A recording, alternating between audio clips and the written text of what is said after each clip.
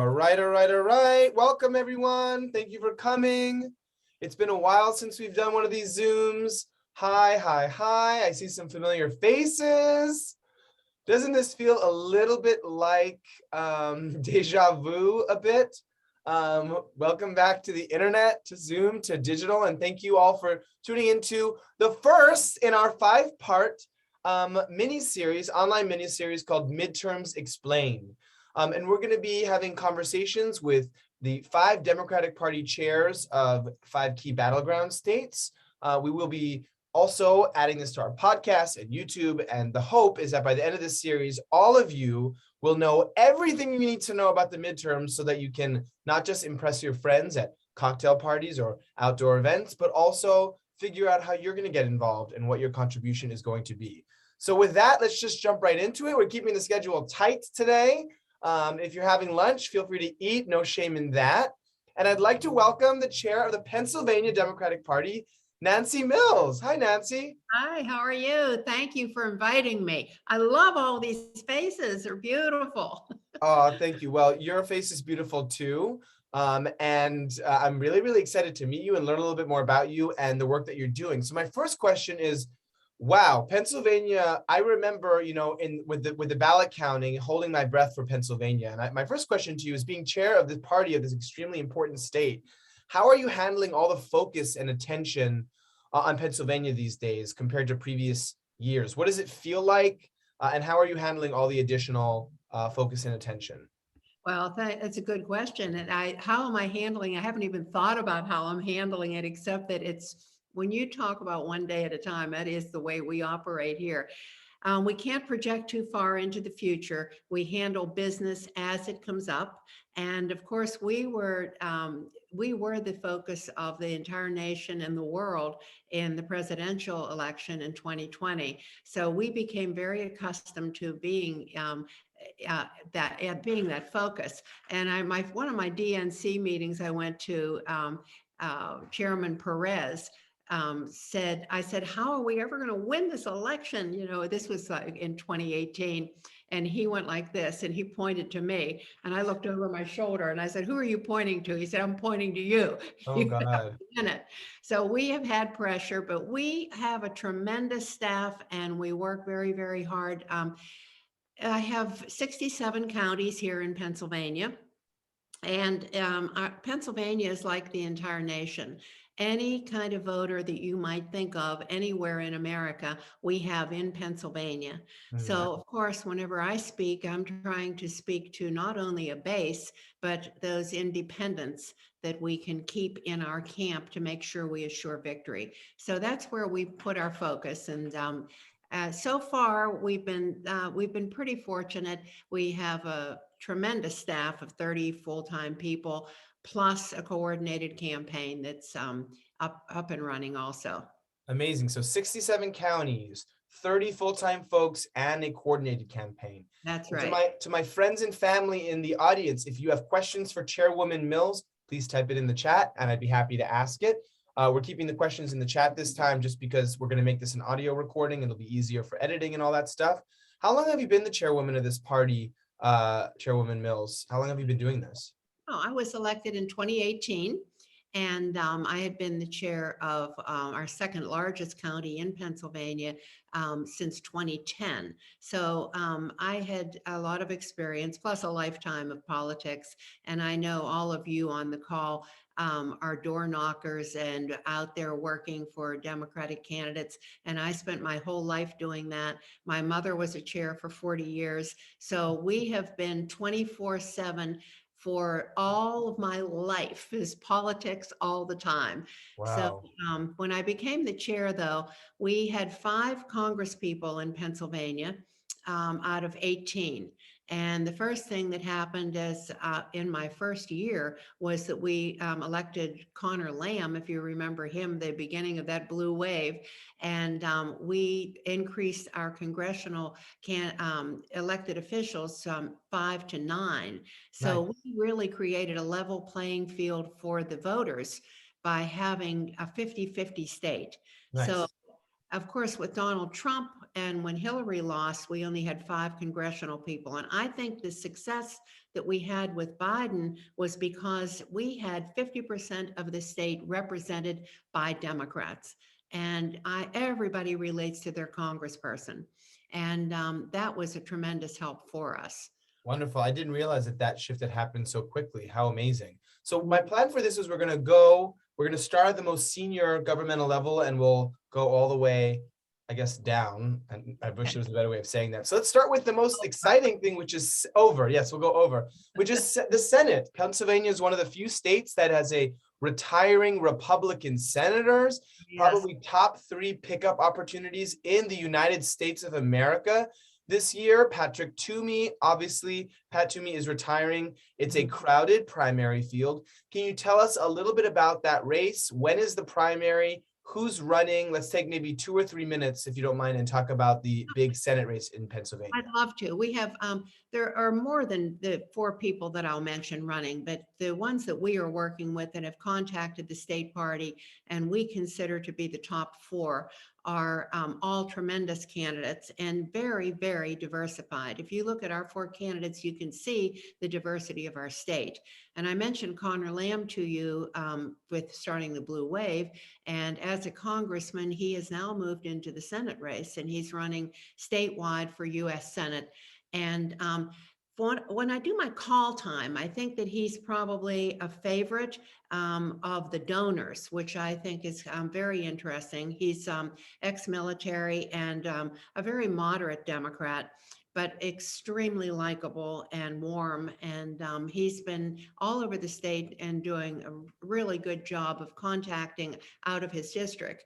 Now, another candidate we have is John Fetterman, who is our lieutenant governor. And he is just the opposite of Connor Lamb. I mean, he's a folk hero. And I tease him when I see him because he has shorts on in the winter. So he's a great guy and he's extremely well liked in rural Pennsylvania. So when I call into rural areas, they mention John Fetterman. And my urban and donor people are talking Connor Lamb. Both are tremendous.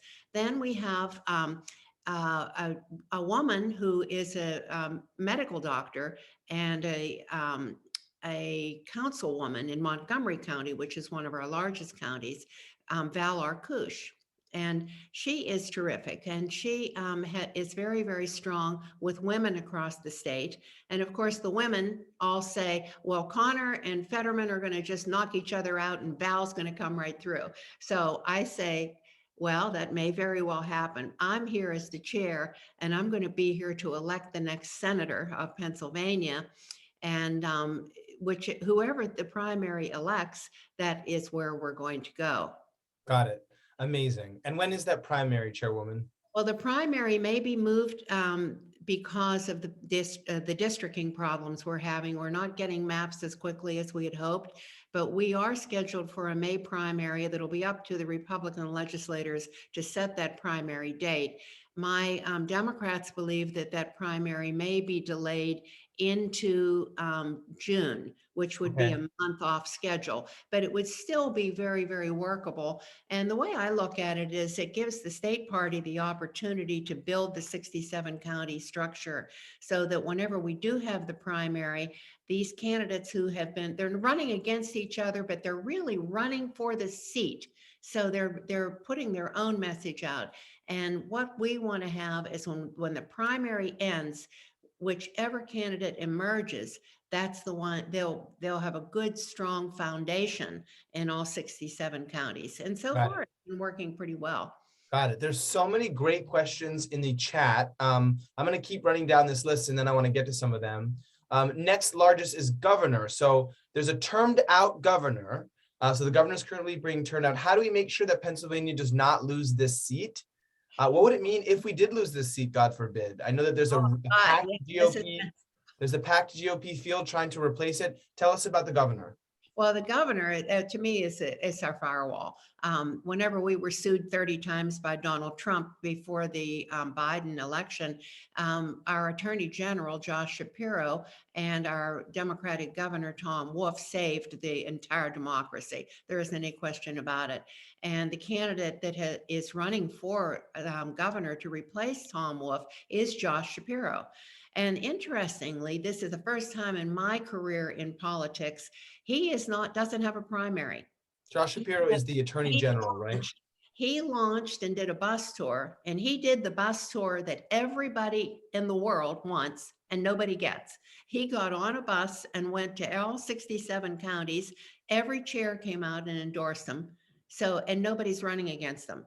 So interesting, because that means that while the Republicans are fighting it out, and they're crazy over here, they're insane people, they will be fighting it out, and they'll be spending a lot of resources, and we're building up money and momentum for Josh Shapiro. And then he did something that has never been done. He endorsed his running mate. And we have never, ever had that happen. So he endorsed Austin Davis, who is a young African-American from here in Allegheny County, a state legislator. And interestingly, I can almost take credit for something. I'm going to take credit for one thing, and that is when I was the chair of Allegheny County, I had the opportunity to appoint a vice chair, and I appointed Austin. And we knew he was going to be great, but we're teasing him. We said, we didn't know you were going to be great this fast. So Nice. Nancy Mills, you're the fairy godmother of Pennsylvania politics, just I said, bippity boppity booping it all over the place. I'll take credit for one thing, and that's it. Okay, I'm sure you've done much more than that. So Josh Shapiro is the Attorney General. He's running to replace the termed out Democratic Governor Tom Wolf. Right. What about, so you mentioned it before, let's talk about Congress. There's no congressional map out yet. It's looking though that Pennsylvania will lose a seat. What are the possible concerns that you have about the Pennsylvania congressional map? You mentioned that there's 9 Democrats out of 15. So what's it going to look like? What are you worried about? Unfortunately, we do have 2 open seats right here in Allegheny County because Connor Lamb is running for U.S. Senate. I've looked at a map that the governor put out, and it looks like that seat may be a little stronger Democratic with the map that the governor has projected. We had our most senior congressman, Mike Doyle, retire, and his seat is a pretty comfortable Democratic seat also. The new map that will be tweaked, I'm sure, but right now what we looked at yesterday was that our congressional seats in the Philadelphia area with Brendan Boyle and Dwight Evans are solid. The 4 women are in very, very strong turf. We may lose a little bit of Democratic value for one of the women, but not enough for her to lose. So we're thinking that those 4, the 2 in Philadelphia are good, and we've strengthened the Scranton one. So that gives us 7. And if we can hold these Allegheny County seats, we should be able to be very successful. The thing that was proposed to me that might happen, is that they don't get a map, and if they don't get one in time, we could have had an open seat, have all 18 open, have statewide voting, which would just be, I don't even know what that would mean. Explain that to me. What does that mean? That would mean if there is no map, they all run at large. And it happened once before in Massachusetts, and we've been sort of threatened here in Pennsylvania that might be a possibility. Whoa.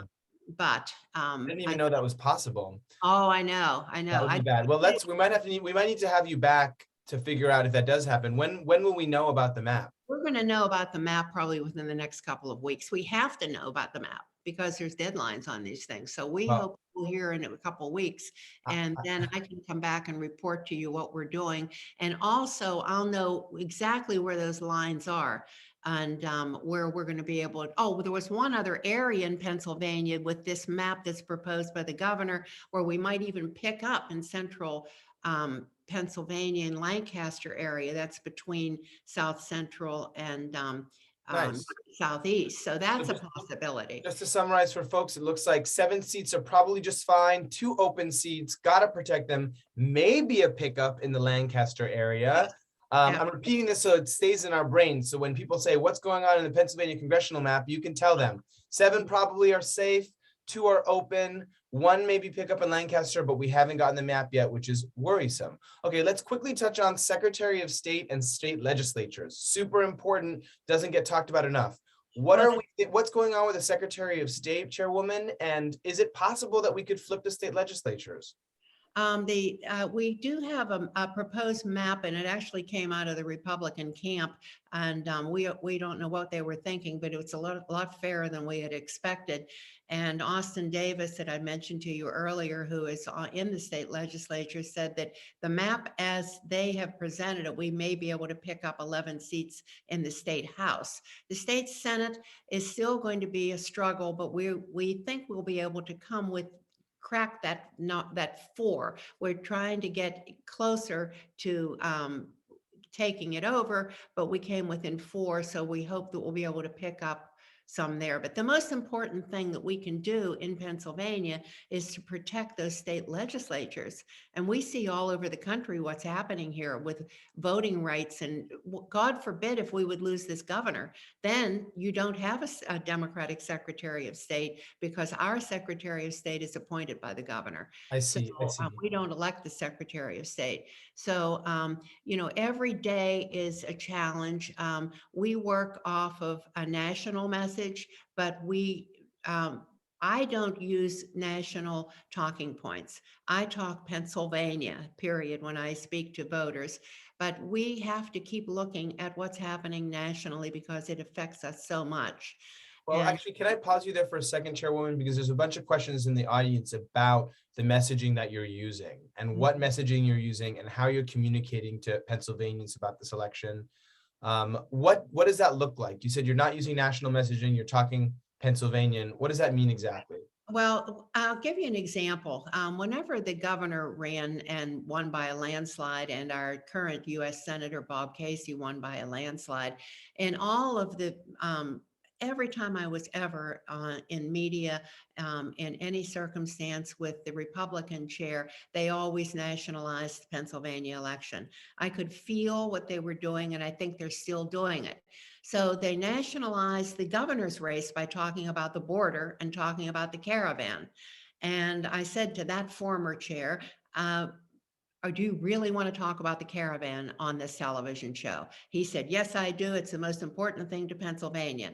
And I said, well, I think I'll talk about jobs, healthcare, and education. And maybe we'll come back to the caravan at a later date. Well, we won. That same thing I applied for Joe Biden. We talked Pennsylvania and what he meant to Pennsylvania. Being from Scranton was a tremendous help, but he was also he was the right candidate at the right time for Pennsylvania. And I knew whenever he became the nominee that we could elect him as president. And even though it was only 80,000 votes, think about it was Hillary who lost by 80,000 here. So we remember. Oh my God, yes. I went precinct by precinct on that one. And our message has been that Democrats deliver. And that came from Jamie Harrison and the DNC, but they don't use it as much as I'm using it. And we say, what do we deliver? The Democrats deliver healthcare. The Democrats deliver jobs. The Democrats deliver for you. We're delivering education. And I think it's working. It's a little broad. I mean, I understand that we're delivering health care for women. So whenever we have any opportunity to use those words, that's what we're doing. And we also, through our— Is that a little delivery notice from the Democratic Party to Pennsylvanians? Yeah. Delivering jobs? That was the jobs being delivered right to your inbox. So Democrats deliver. They deliver jobs, education, and healthcare, and you're using that as opposed to trying to talk about the big national issues of the week or of that moment, if you don't feel like they necessarily apply to Pennsylvanians. There are a bunch of questions in the chat, Chairwoman, about voter suppression, voter suppression efforts. We're reading a lot about it. It's nerve-wracking. What is the strategy that you're implementing to get as many people registered for the primaries and in general? And tell us what you're up against in Pennsylvania as it relates to voter suppression and voter disenfranchisement. Well, we are definitely working with voter registration. We got a grant. I think for this one was from Google to register young voters, college voters and that group, and to focus with that's where we're going to focus their money. From the DNC, we have money coming in and people being hired to increase the African American, brown and black vote all over the state. I've hired a director just for that purpose, one for the Latino vote and one for black voters. So this is the first time in Pennsylvania that we've ever had these two people on the payroll doing nothing but Got it. registering and attacking the voter suppression. One thing that I talk about is we can't leave anything to chance. They may suppress the vote, they may change the voting laws. We don't know what our state legislators are going to try and do. So I'm talking about getting those IDs in the hands of poor people in the inner city who have never driven a car, and try to figure out how can we do this to make sure that they are not denied their right to vote. But are they taking away, so they're taking away mail-in ballots? Are they taking away early voting? I mean, what specifically is They're being? trying to. They have not done it yet, but Okay.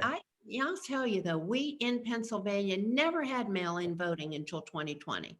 Never had it. All we ever had was this antiquated absentee ballot where you had to have a doctor's excuse to use it. So we're a state that goes to the polls. Yeah. And we're telling people you're going to go to the polls. The pandemic slowed us down, but people will go to the polls. And in the inner cities, there are voting places within walking distance of nearly everybody in Philadelphia, for instance. So we are prepared for any scenario that they throw at us. So it And sounds like, if I've got this right, you're using the money that you've been raising to hire people specifically to engage with communities yes, that don't know, that have not always traditionally gotten as much attention as they need. So you said specifically absolutely. Latin and African American. You're working, and so far you've been successful at fighting against these legislative bills that are trying to make it harder to vote, but also I'm hearing a confidence that Pennsylvanians are going to vote, and you're going to make sure that they get whatever message they need to get, they're going to get from you all and the party. So it doesn't sound like you're super worried. It's more No, I'm you're always always worried. worried. Okay. I'm worried all the time. Okay. Okay. All right. Always understand that I get up in the morning and worry, and the last thing I do before I go to sleep is worry a little bit. So we never. I know exactly what that feels like. If you know what that feels like, do put the thumbs up button in the reactions, because I know what that feels like. Can you give us, Chairwoman, there are a lot of Democrats from all over the country right now. This election year is just beginning. Yes. We are all worried. Can you give us a little bit of hope before we ask you what people on this call and all the people who will be listening to this after the fact can do? First, give us a glimmer of hope. What is making you hopeful right now, specifically for the Pennsylvania Democratic state of play? Okay. Right now, here's where our focus is. I'm working with a rural caucus chair that is tremendous. He's in one of our very red counties, and he has a billboard program and a messaging program specifically for rural Pennsylvania to bring the numbers up. We don't expect to turn red counties blue, but we bring them up a couple of points and we can win an election. We are working boots on the ground, registering voters even as we speak. And we are doing something else too. I've had a little bit of criticism about this. We're going to have an in-person meeting the end of January. And we're doing that. I said, wear your masks. And if you don't feel that you can come, don't come. But we are going to have an in-person meeting because the Republicans are definitely meeting in person. They're knocking doors, and we're not going to let it go by. So we're using every precaution. We're going to be in person on television for our January winter convention. And I feel confident with the team that I have working.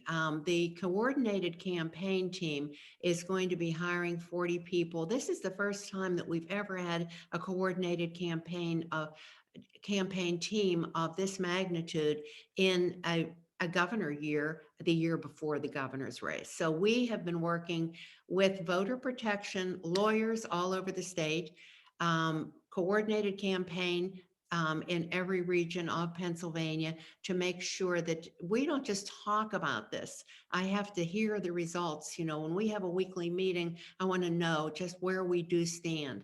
So the good news is that we are extremely well organized in Pennsylvania. I did have a vice chair meeting in South Carolina in Charleston before Christmas and found out that 55 of our state party chairs, vice chairs, and executive directors are new.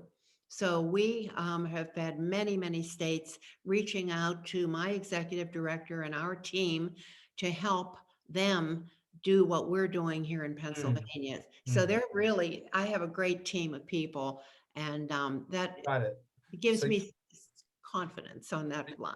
so you have, let's see if I can summarize that properly, though you're so wonderfully articulate and I don't want to do No. it in injustice, but you have 30 people on your staff, 40 people with a coordinated campaign. You have folks specifically doing rural outreach, and you have a great boots on the ground strategy. You're starting in person again, because you don't want to be left behind. And I guess my last question is an obvious one. How can everyone on this call and those who listen, where can they go and what can they do to help make sure that everything that you just laid out actually happens, and that we keep winning, and that we increase our majorities and strengthen them in Pennsylvania? What can we do and where should people go? Well, one thing I can do, Manny, is I can add you to some of our mailings, and you can forward it to this wonderful team that you have pulled together, and so that everybody can hear in real time what we're doing here in Pennsylvania. You'll have to excuse my phone. I'm sorry. I think that it's important that everyone know that we always need funds. We always need people to contribute so that we can keep building. The messaging is extremely important. Any ideas that people have about a messaging that may be helpful to Pennsylvania, then I would certainly be open to that. But we're early in the year. We're going to have our convention in January. I'll tell you, we have this antiquated endorsement over here that I've never been able to get rid of. So we're going to endorse the governor and lieutenant governor, probably have an open primary for U.S. Senate. So what I do is keep you posted in your group. Through you can pass on my information on where we stand, and also our congressional map. All right, so if you registered for today's event, I will send you, Nancy, with her permission, her email, if that's okay. And you can reach out to the chairwoman directly. I'll also forward you the newsletter when she sends it to us. If people are interested in donating to the Pennsylvania Democratic Party, we put the link in the chat. It's very easy to get there. Ram, if you don't mind putting it again. So it's at the bottom of the chat. It's padems.com. Very easy, padems.com.